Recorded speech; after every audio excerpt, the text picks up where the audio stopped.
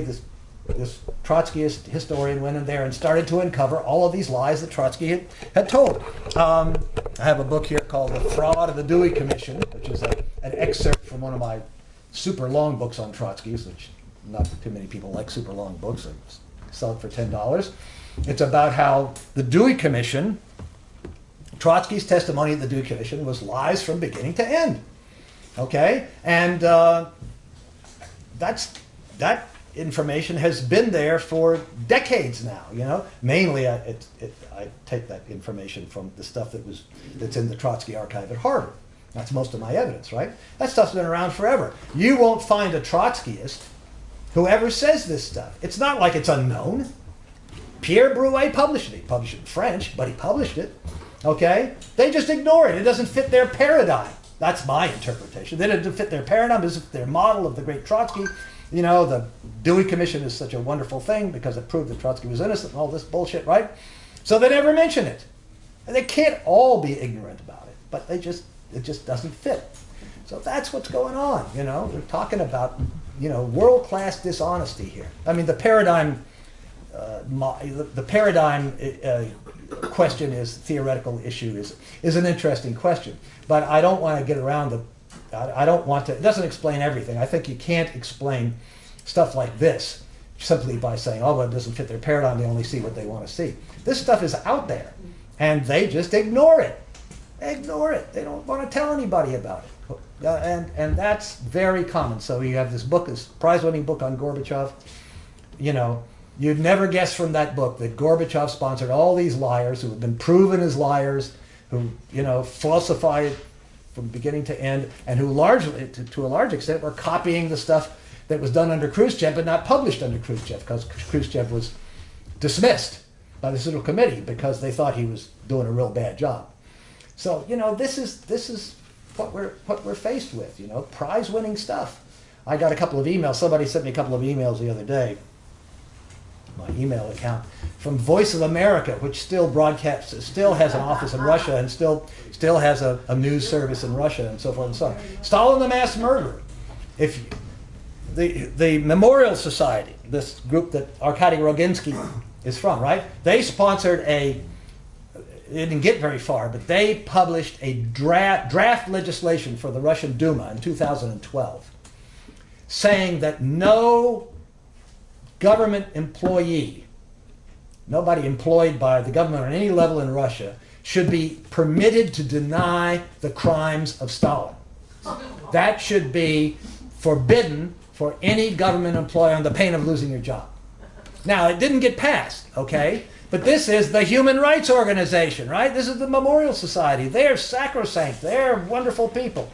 You know, that's what we're told about them. And this is what they did. And of course, it was on the internet. I downloaded it and, you know, wrote a few little things about it. But that's what's going on, you know.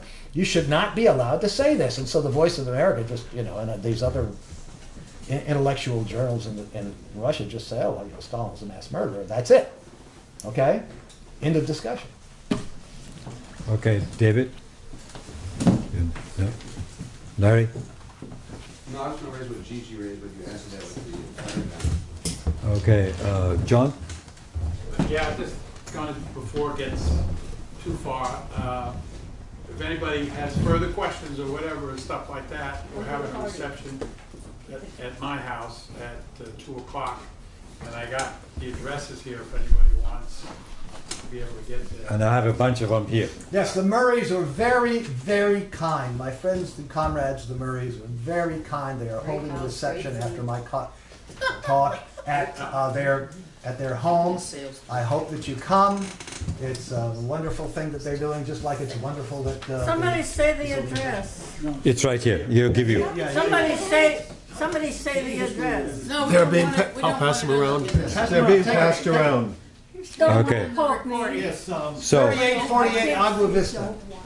so Charlie. the prevailing Thank you. propaganda We're in the session, please. Yeah, sorry, Charlie. Please start. the prevailing propaganda about Stalin is all negative, all demonization. Yeah.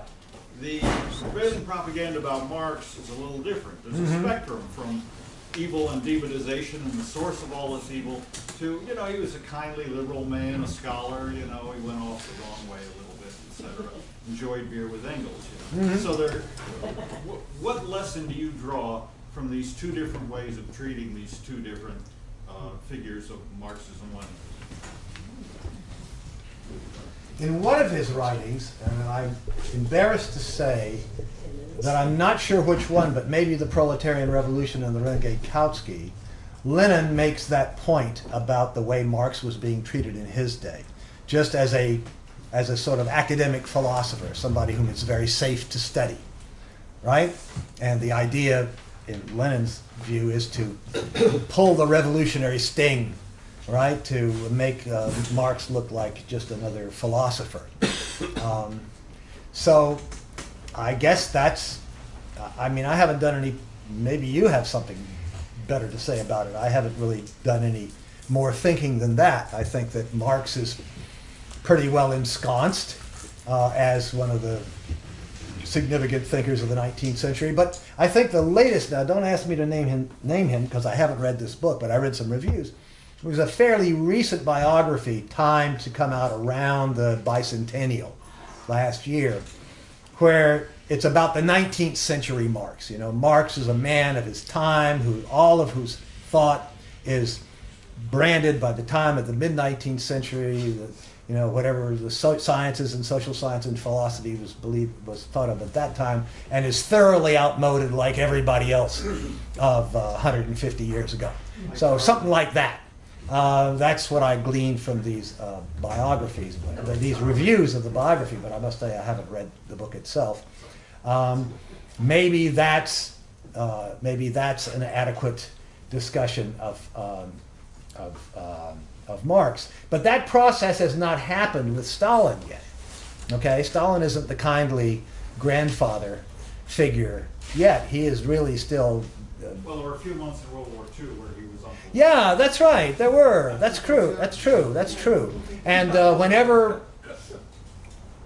Mission to Moscow, well, I don't know if it's done anymore, but in years past, Mission to Moscow, which is now available on DVD, but for many years, of course, we didn't have this technology.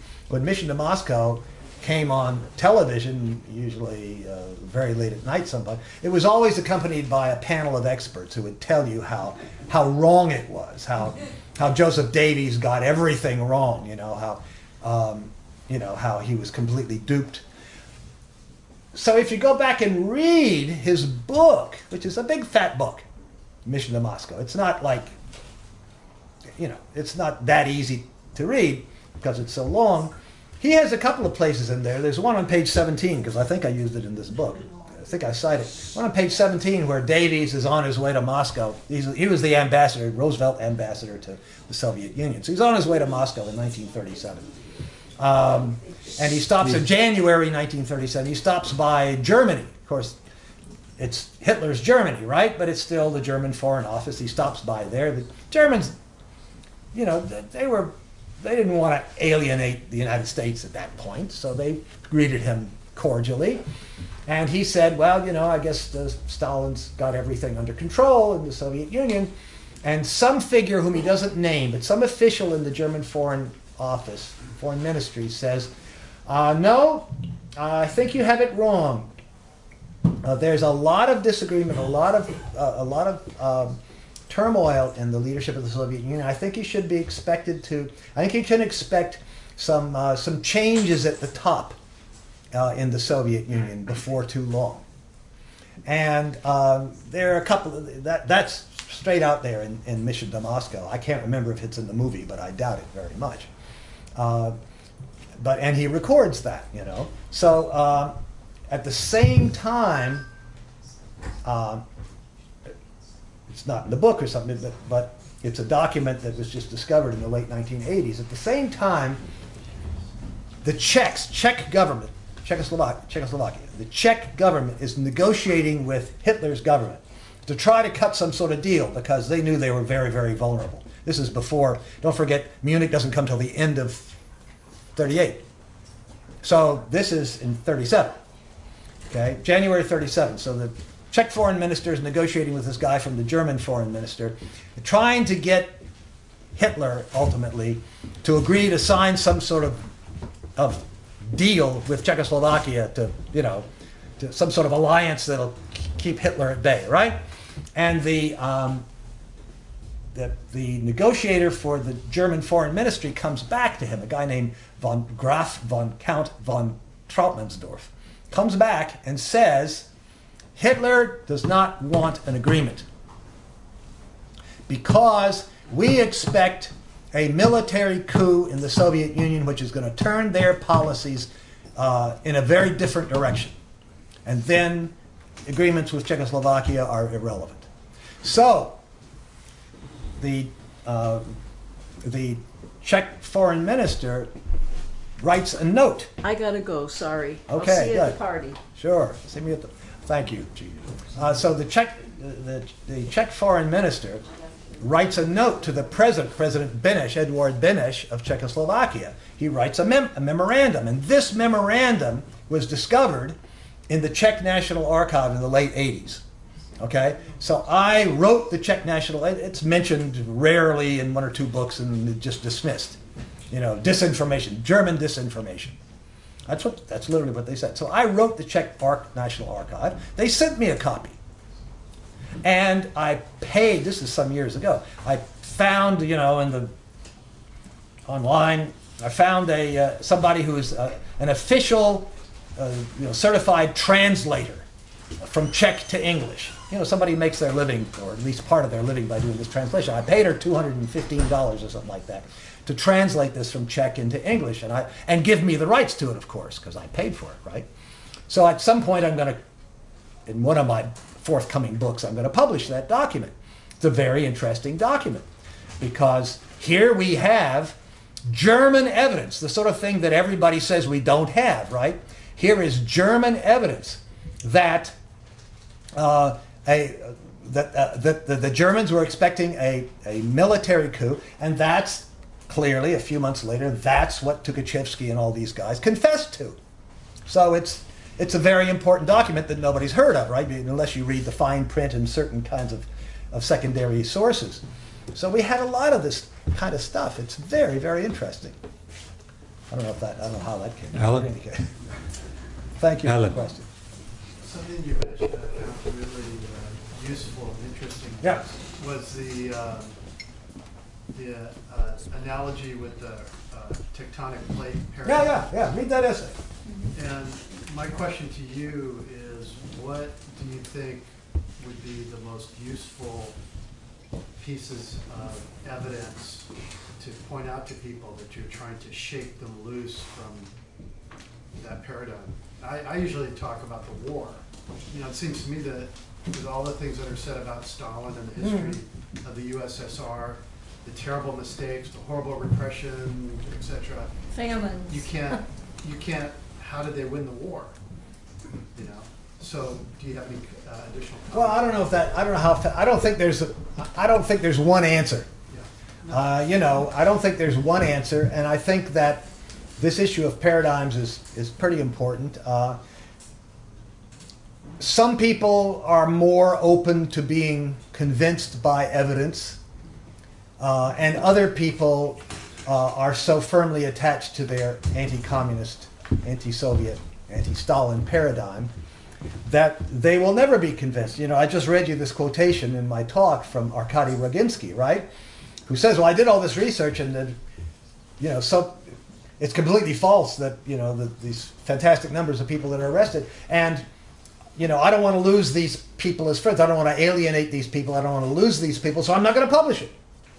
Okay, I'm just not going to publish it. He says that. And then, of course, he says later, and then, of course, he died. 2 years later, he was dead. So now it's not going to get published, right? But at least he said that. At least that's available. So, you know, he's basically saying that people aren't going to, he said that. I read it out. He said, people aren't going to believe me, you know? And it's very important to him not to alienate these people who have been thoroughly indoctrinated in this notion that there are these gigantic murders and massive repressions and so forth. He doesn't want to alienate them, so he's not going to publish this stuff. I think that's that's a very telling question. If you go to Russia, or if you talk to Russians, I've never gone to Russia, but you talk to Russians, especially intellectuals, this is not a question that you can raise. You can't raise this question. I had a friend who, in graduate school at Princeton, I did go to get my PhD at Princeton. She was in the Russian department.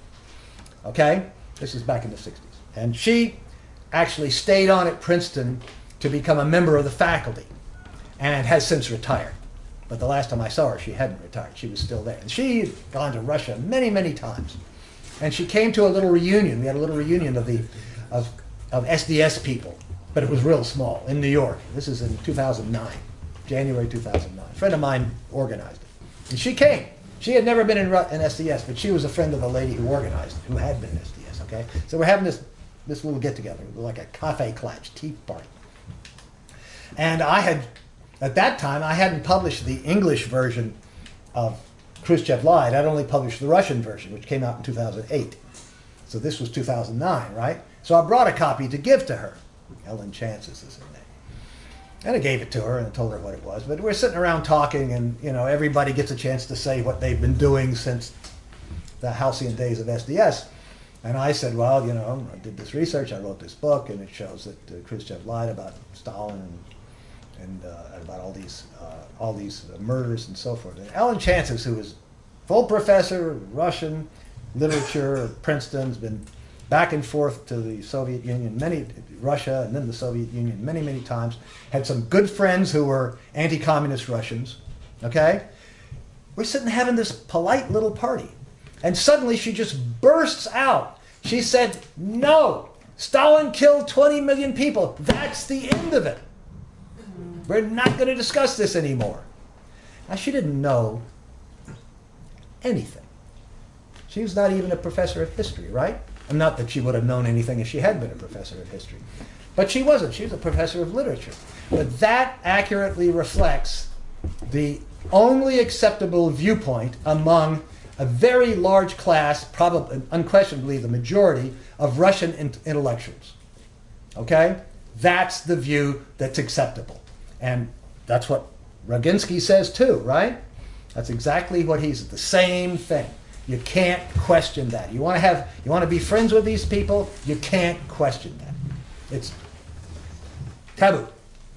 So this attitude is pretty firmly entrenched among certain people. And you're not going to change those people. I mean, we can hammer away at them.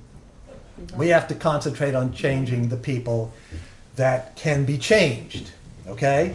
Maybe those are mainly younger people, maybe not all younger people, but maybe mainly younger people.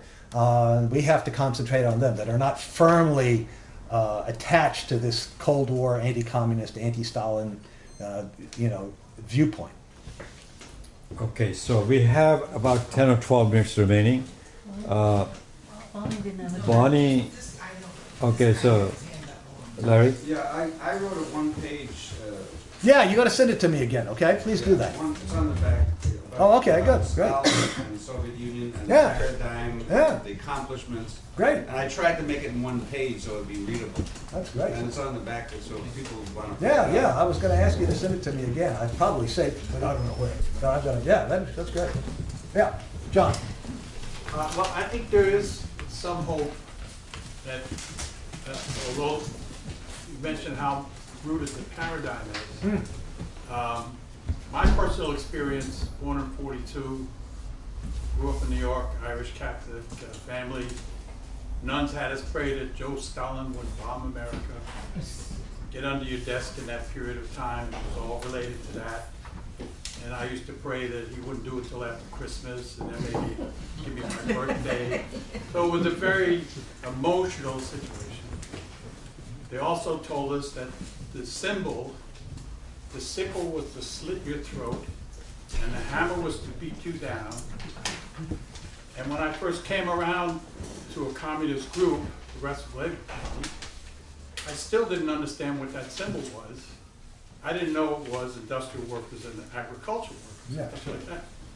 So it's very much emotionally imbued. But over a period of time, the facts remain the facts. And if people are somewhat willing to open up on a few things, it develops, I think, an avalanche after a while when you come up and you go, well, if that's not true, or this is not true, well, let me take a look at the rest of the stuff. Good. Not that, I think there is that element out there, but, I mean, I'm nothing special. My experience has told me, check this out after a while, because coming up joined the Navy in '59, and during the period of Vietnam, I got out in '65. That's when I started to figure out this country was really not the country that I was told it was, especially by the nuns. And the circumstances of that are all, I think, coming up again with the youth. That all that they've been told about capitalism and stuff, it's all being rejected. Mm-hmm.